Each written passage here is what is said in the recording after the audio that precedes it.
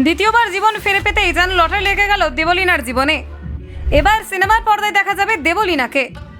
গানের পর এবার অভিনয়ের সুযোগ পেলেন দেবলীনা নন্দী। জানেন কোন ছবিতে দেখা যাবে? খারাপ সময়ের মাঝেই বড় সুখবর, মহুয়ার বায়োপিকে থাকছেন দেবলীনা নন্দী। প্লেব্যাকেই নয়, অভিনয়েও চমক দেবেন দেবলীনা। দাম্পত্য টানাপোড়েন পেরিয়ে স্বপ্ন পূরণ। সোশ্যাল মিডিয়া সেন্সেশন থেকে সিনেমার প্লেব্যাক, দেবলীনার জীবনে টার্নিং পয়েন্ট চলে এলো। জীবনের লড়াই থেকেই গানের শক্তি। খারাপ সময় এখনো চলছে, তার মধ্যে দেবলীনাদের জীবনে ভালো খবর পেলেন তিনি। দেখুন, দাম্পত্য জীবনে টানাপোড়েন, ব্যক্তিগত লড়াই আর সামাজিক মাধ্যমে আলোচনার কেন্দ্রবিন্দুতে থাকা সবকিছুকে ধীরে ধীরে পেছনে ফেলে নতুন করে নিজেকে গড়ে তুলছেন social media sensation Debolina Nandi. একসময় যার ব্যক্তিগত জীবন নিয়ে চর্চা ছিল তুঙ্গে, সেই দেবলীনা এখন নিজের কাজ আর স্বপ্নকে সামনে রেখে এগিয়ে চলেছেন। দীর্ঘদিন ধরেই দেবলীনা গানের জগতে নিজেকে প্রতিষ্ঠিত করার স্বপ্ন দেখতেন।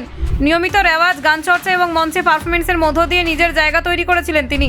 তবে ব্যক্তিগত জীবনে টানাপোড়েনের কারণে সেই যাত্রাপথ কখনো সহজ ছিল না। ঠিক এই কঠিন সময়ের মধ্যে তার জীবনে এসে পড়ল এক বড় সুযোগ।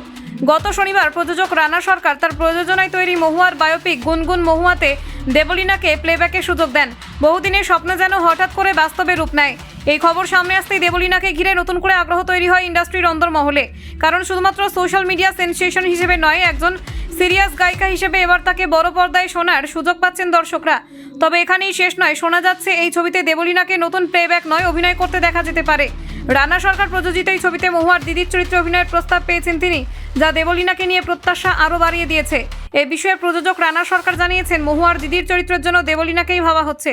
যদিও এখনও বিষয়টি চূড়ান্ত নয়, তবু এই সম্ভাবনায় দেবলীনাকে নতুন করে আলোচনার শুরু করে দিয়েছে। দর্শকরা এখন অপেক্ষায়, গান আর অভিনয় দুটোতেই কি তাকে দেখা যাবে? প্লেব্যাকের সুযোগ পাওয়ার পর দেবলীনার প্রতিক্রিয়া ছিল আবেগে ভরা। তিনি জানিয়েছিলেন, এই সুযোগ পেয়ে তিনি দারুণ খুশি হলেও কিছুটা নার্ভাস, কারণ একটি ছবিতে গান গাওয়া মানে বড় দায়িত্ব, আর সেই দায়িত্ব তিনি মন দিয়ে পালন করতে চান। নিজের বর্তমান জীবন পরিস্থিতি নিয়েও খোলাখুলি কথা বলছেন দেবলীনা। তার কথায়, খারাপ সময় এখনও পুরোপুরি কাটেনি, তবে এই কঠিন সময়ের মধ্যেই এই সুযোগটাই তার জীবনের সবচেয়ে বড় ভালো খবর। দেবলীনা আরও বলেন, প্রত্যেকটা শিল্পীর একটা স্বপ্ন থাকে বড় পর্দায় নিজের কণ্ঠস্বর শোনার। সেই স্বপ্ন পূরণের সুযোগ যখন জীবনে সবচেয়ে খারাপ সময় আসে, তখন তার মূল্য আরও বেড়ে যায়। এই সুযোগ তাকে মানসিকভাবে শক্তি জুগিয়েছে। প্রযোজক রানা সরকারও দেবলীনাকে বেছে নেওয়ার পেছনে কারণ ব্যাখ্যা করেছেন। তার মতে, মহুয়া রায়চৌধুরীর জীবনের ট্র্যাজেডির সঙ্গে দেবলীনাদের লড়াইয়ের একটা মিল রয়েছে। সেই মিল থেকে দেবলীনাকে গান গাওয়ার প্রস্তাব দেওয়ার কথা মাথায় আসে। রানা সরকারের আশা, দেবলীনাদের গাওয়া গান দর্শকদের মন ছুঁয়ে যাবে, কারণ শুধু কণ্ঠ নয়, তার গানের মধ্যে রয়েছে জীবনের অভিজ্ঞতা আর অনুভূতির ছাপ, যা এই ছবির আবেগকে আরও গভীর করবে। একদিকে যখন ব্যক্তিগত জীবনের চাপ সামলাতে হচ্ছে, অন্যদিকে এমনই কাজের সুযোগ দেবলীনাকে নতুন করে আত্মবিশ্বাসী করে তুলেছে।